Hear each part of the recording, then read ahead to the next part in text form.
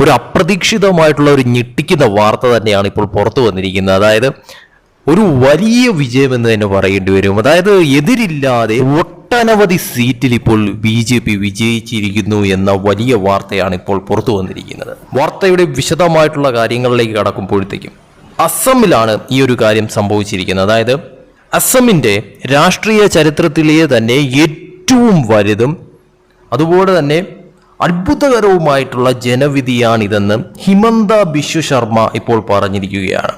ഇത് അസമിലെ ജനങ്ങൾക്ക് NDAയോടും നമ്മുടെ ബഹുമാനപ്പെട്ട പ്രധാനമന്ത്രിയോടുമുള്ള അതിരറ്റ വിശ്വാസവും സ്നേഹവുമാണ് കാണിക്കുന്നതെന്നും അദ്ദേഹം വ്യക്തമാക്കിയിരിക്കുന്നു. 2016 മെയ് മുതൽ അസമിൽ BJPയുടെ ഗ്രാഫ് തുടർച്ചയായി വർദ്ധിച്ചു വരികയാണ്.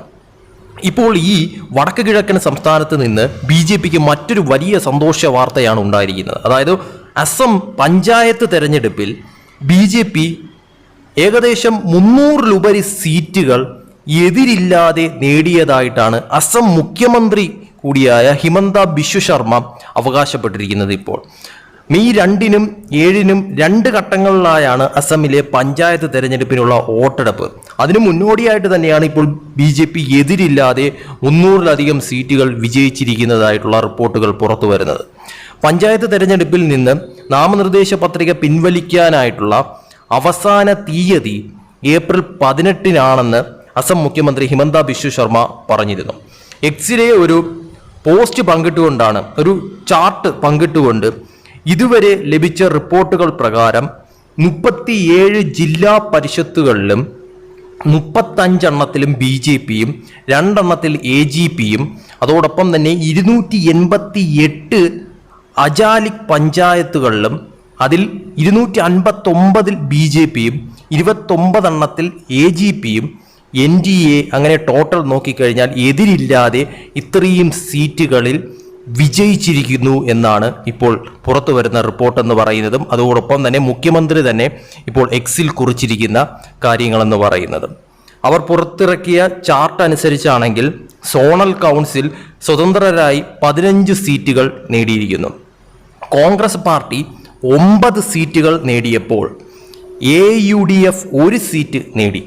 അസമിൻ്റെ രാഷ്ട്രീയ ചരിത്രത്തിലെ ഏറ്റവും വലുതും അത്ഭുതപൂർവവുമായിട്ടുള്ള ജനവിധിയാണിതെന്നും ഹിമന്ത ബിശ്വ ശർമ്മ പറഞ്ഞിരുന്നു.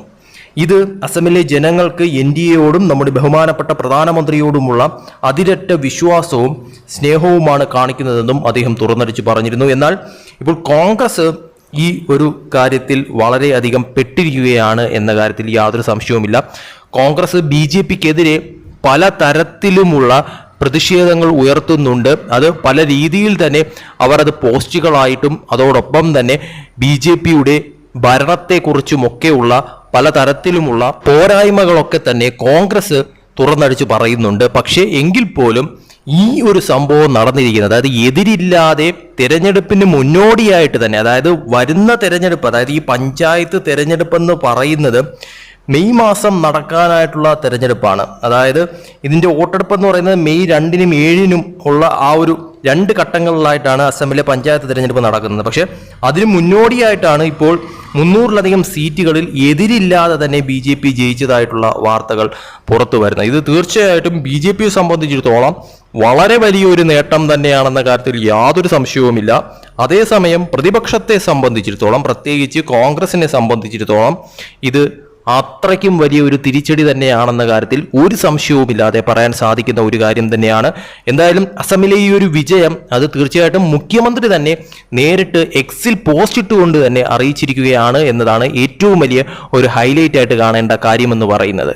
എന്തായാലും വരുന്ന മെയ് മാസം നടക്കാൻ പോകുന്ന പഞ്ചായത്ത് തെരഞ്ഞെടുപ്പിന് മുന്നോടിയായിട്ട് തന്നെ BJPക്ക് വലിയ തോതിലുള്ള ഒരു പ്രചോദനമാകുന്ന അല്ലെങ്കിൽ ഒരു മുൻകൈ, ആ ഒരു തരത്തിൽ ഒരു മുന്നേറ്റം ഉണ്ടാക്കുന്ന തരത്തിലുള്ള ഒരു റിസൾട്ടാണ് തെരഞ്ഞെടുപ്പിന് മുന്നോടിയായിട്ട് തന്നെ വന്നിരിക്കുന്നത്.